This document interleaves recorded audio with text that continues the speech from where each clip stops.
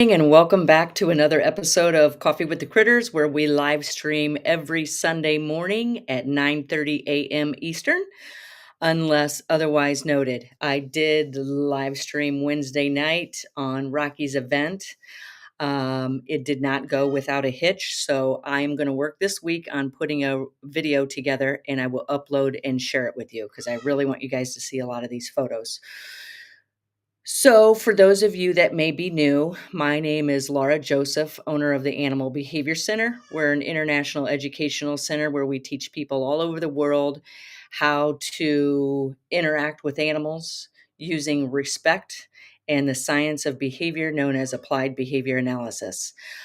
We do that through our memberships, and all that stuff you can find on our website at theanimalbehaviorcenter.com. You can also email me at Laura, Lara, at theanimalbehaviorcenter.com. So, in a nutshell, we help you improve the animal's quality of life through training, modifying behavior, and enrichment. And if you need to contact me, you can also find that on the website. So yesterday was International Blind Dog Day. And that was brought to my attention by volunteer Lindsay Douglas. So I decided good morning, everybody. I am going to live stream with you with Snow, who is standing right here beside me. She is our deaf and blind border collie, and she is patiently waiting.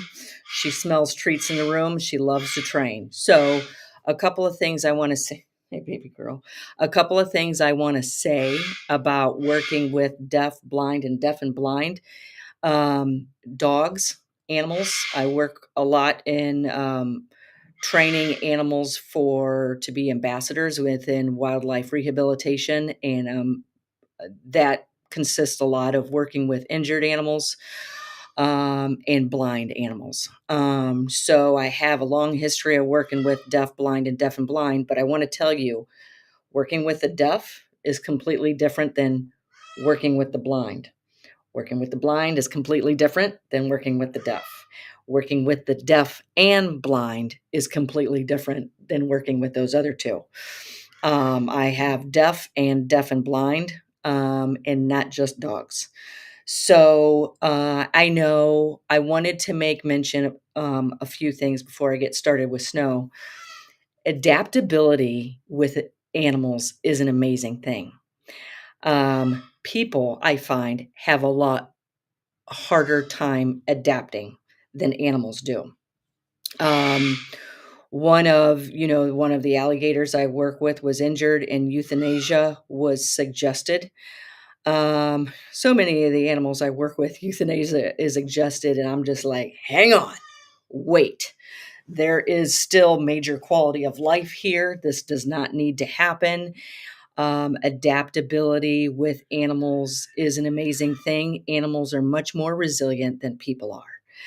I know when I first adopted Snow, you guys remember that?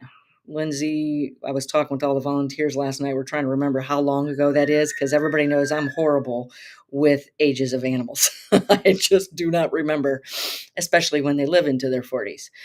We're trying to remember if Snow is 9 or 10. Her birthday is in a couple of weeks. But my husband and I drove to North Carolina and adopted Snow for no other reason for her to be an ambassador for the deaf and the blind. She's been with me ever since. Everybody also knows I'm a huge foster failure. My life is full of foster failures, but she's a great ambassador for the deaf and the blind and for animals in general, for people to learn how resilient they are. Adaptability is an amazing thing. I know when I first adopted her, people were like, why are you not euthanizing her? Let me show you why. Okay, so a couple of things I want to start with today. I'm getting ready to do some training with her, and I'm going to end with a piece of enrichment with her.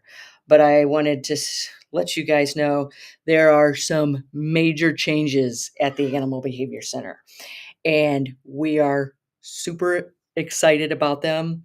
all of us are on board and making this change happen as fast as possible. I know a couple of you watching are already aware of this, but stay tuned. We will be making that public. And with that, I want to say my volunteers had this shirt, initials on here, because this stands for something I say all the time. And if you want to guess what that is, let me know. But we also had it done to say this. It's going to show backwards. GSD, pardon my language, but that means get shit done. And we call ourselves the GSD team because that is what we do. We get shit done. We focus on our mission, the highest quality of care with animals, and then we just do it. So I want to go ahead and start working with Snow. I have a couple of different reinforcers here for her. She really does enjoy human interaction. So I'm going to stand up, move my chair aside, and get her into position for you. I'm trying to think different things I'm going to train. So also, if you would like to see her trained to do something, let me know and I will start working on it and I will start showing you progress with it. Okay. She's laying right here. Boop, boop, boop, boop, right there. Patiently waiting. She loves sitting in here with my office. So when I first started training, I would blow her way because she has a fabulous sense of smell. So watch this. And then I started putting that on cue by blowing and then going like this. So that means come forward. That is a conditioned reinforcer. So I paired the blowing and then go like this. So I'm delivering a pet to reinforce that behavior. I want her to know that's the behavior I was looking for. Otherwise, she's going to continue searching for behaviors. So I do have a treat here for her. Let me trust before I start training. This means turn around. Good. That means good. So I'm going to test this with her. She's going to lick it off my finger if she likes it. It's a hit. It's my first time using this reinforcer with her. So I do have to shape with her, meaning reinforcing in small approximations. So I remember when I first started working with her, this means good. Boop. Okay, just a tap on the chest. So she can't hear me say good. She can't see, so she can't see me do this. Those are bridges for dogs that can hear and dogs that can see. So I would just stand here in front of her, tap her chest, say good. And once she learned that is a conditioned reinforcer. I know because she's a shorter dog, she only weighs 35 pounds, things you have to be very aware of. I wear a lot of sweatshirts with dangling ties. So you have to be careful because if those hit her, she may think you're telling her something. If they rub across her head, she does not like her head touched. So those are just aversives you have to pay attention to when working with the deaf and the blind or any animal. So I'm going to call her towards me. Good. And a lot of times you'll see, let me see if I can turn her around. I want to show that if she's searching for a treat, she would hit her head on my hand if she's swiping her head back and forth looking for a treat, and then that's an aversive. So what I did was a tap on the chin means different than a tap on the chest. That means hold your head still. The treat is right in front of you. I'll do that again. Watch her behavior. So it prevents her from swiping her head left to right, where she can go bam and hit it and pair that aversive with our training. I'm going to do it again. Okay, that means hold your head still. Treat is coming. This, I don't want to do it to her right now, but I lightly squeeze her hind end right here. That means danger is close. Stay very still. Do not move. 3 taps. I don't want to do this either. 3 taps on her left mean goodbye. I'm leaving for a while. I'll see you later. This means turn around. Good. Hold your head still. Boom. So I just did a swipe, means turn around. She did. I tapped her on the chest to say behavior has been completed. Tapped her on the chin to say keep your head still. Treat is coming. This means sit. Good. So double tap on the rear end means sit. Tap on the chest. Behavior is completed. Tap on the chin. Hold your head still. I'm going to pull her out with the come forward. There's a planter right in front of her. So I don't want her running into it. She knows there's a planter right in front of her. She's very, very familiar with this room.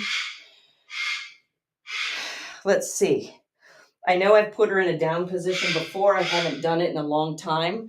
I'm going to try it without the lure and see if she does it. Can you come down? Keep coming. Keep coming.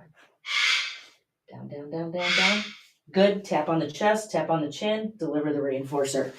Create duration. I want her to stay there. Tap on the chest, tap on the chin, deliver reinforcer. Before I got Snow, I never worked with deaf and blind. I adopted her because I could help her and she could help me. Good. So I'm going to pull her out of that, and I did not use a lure for that. So a quick turnaround. Good. Tap on the chin. Bam. Deliver reinforcer. Since I have moved into this house, I closed on this house a year ago. I have started taking her for walks. So now that's something new.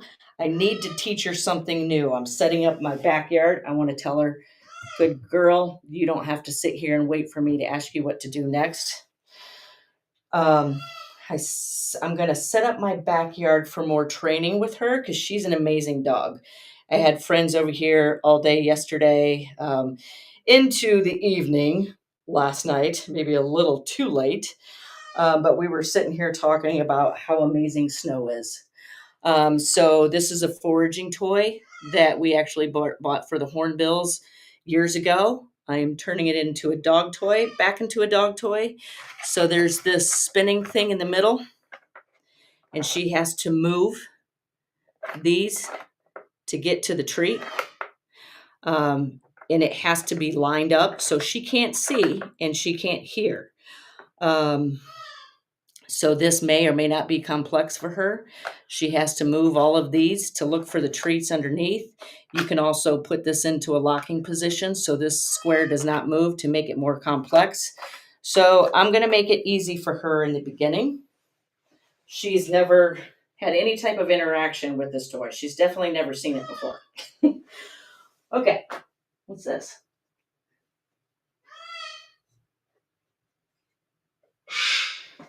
Let me move this. Sorry, Snow. Over here. Can you, right here. With the tail wagging.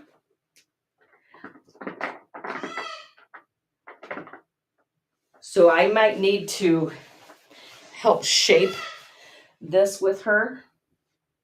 Let's see where the tree is. Oh, it's right there. It's under that one. So I'm going to line that up for her to make it easier for her to get the treat.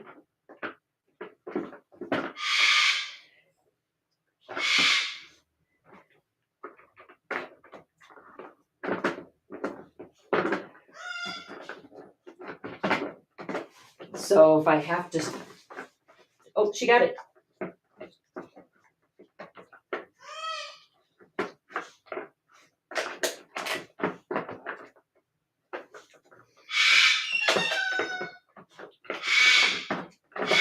If I wanted to, I could, right there, some treats.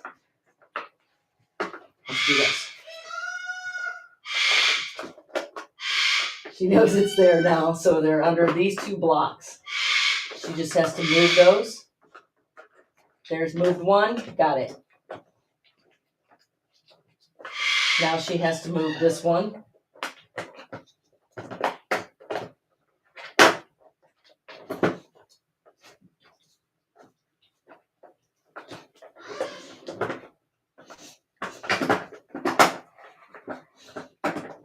So she's getting it. She's getting it. And this helps keep our dogs and other animals very engaged,